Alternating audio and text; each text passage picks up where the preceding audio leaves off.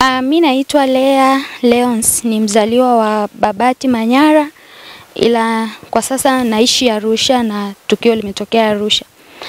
Tukio lenyewe ni ndugu yangu nilimtafutia kazi, anaitwa Baraka Marki Mtuka. Nilimtafutia kazi, alikuja Arusha, akaniambia kwamba ndugu yangu nitafutie kazi, nimemaliza chuo lakini sina ramani. Nikamwambia okay, njoo. Akaja. Kwa hiyo nilipomtafutia kazi nikaongea na mama mmoja hivi, ni rafiki yangu, akaniambia kwamba alishaniambia kwamba anatafuta kijana wa kufanya kazi ya uwakala. Kwa hiyo nikawa nimemuunganisha naye. Sasa alipoenda kufanya kazi hapo, alianza kazi mwaka jana mwezi wa 10. Kwa hiyo mwezi wa 3 mwaka huu tarehe 12 akawa ameiba hela milioni 12. Kwa tunamtafuta kuanzia huo mwezi wa 3, tulifanya jitihada za kumtafuta.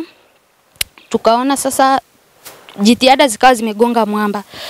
Tukaona bora tujaribu kwenyewe waandishi wa habari, labda mnaweza mkatusaidia. Ilikuwa ni ofisini, alikuwa ni wakala. Kwa hiyo alifanya miamala na details zote za hizo miamala ipo, hizo risiti za hela, lakini cash ya hiyo hela hakuna, na amepotea kuanzia hiyo siku ambayo hiyo hela haionekani.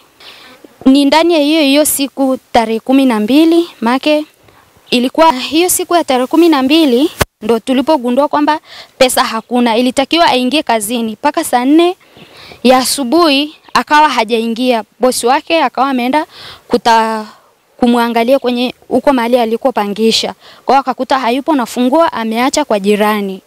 Kwa hiyo ndo hivyo sasa akawa amepigiwa simu, hapatikani, WhatsApp hapatikani, kwa calls za kawaida hapatikani. Kwa hiyo ndo mazingira kama hayo, hela imepotea. Kwa hiyo tunamuhisi ama tunaamini kwamba ni yeye amechukua, kwa sababu yeye ndo alikuwa anafanya kazi. Ni mjomba wangu mimi, mdogo wake na mama yangu. Na sisi ni wazaliwa wa Babati na tumekuwa wote na kiumri pia tuko sawa, na ni mtu ambaye nilikuwa namuamini, na kwa sababu ni ndugu yangu, na nilipopeleka hapo nikajikomea kabisa kwamba mimi namjua huyu ni mjomba wangu na najua hawezi kufanya kitu kibaya, lakini sijui ni nini kimemwingia. Kwa hiyo hiyo tarehe 12 ndo kabeba hela za watu milioni 12, na mimi ndo nilimdhamini na mimi ndo nilimtafutia kazi, kwa sababu aliniambia amemaliza chuo, anasubiria ajira, hamna. Kwa ili ajiegeshe hapo aweze kujipatia kipato. Nilivompeleka ile siku kwa huyo mama, alimfanyia interview, akamwambia kwamba na experience na hiyo kazi, kwa sababu alivorudi likizo ya chuo akawa anafanya kazi kama hizo za uwakala.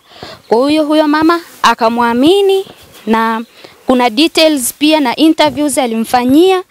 Kwa hiyo akaamini kwamba anaweza, na pia alipokuwa anafanya naye kazi alikuwa anaperform vizuri kwenye kazi. Wamemtafuta kila mahali, na kwa mara ya mwisho ambapo polisi walifanya tracking alionekana kama yuko Dar es Salaam Kimara. Walipojaribu kufuatilia wakakuta huko tena ameshaondoka. Nimejaribu kuulizia kwa kule nyumbani kwa mama yake ambaye sasa ni bibi yangu. Ushirikiano hauridhishi, naweza kusema hauridhishi, kwa sababu kuna muda ananipa maelezo ambayo siyaelewi. Mara sijawasiliana naye, mara mimi sijui, mara yani ni maelezo ambayo yananipa mimi.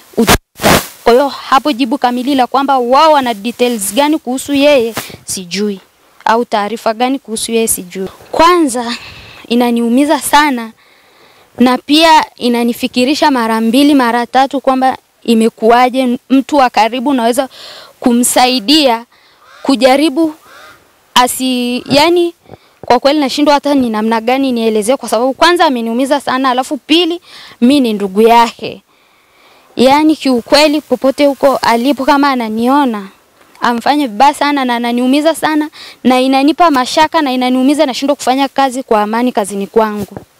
ya bosi wake huyo bosi wake ambaye alikuwa anafanya kazi kwake amesema kwa atakayempata amripoti kituo chochote cha polisi, au kwa atakayemuona kuna zawadi nzuri ataitoa.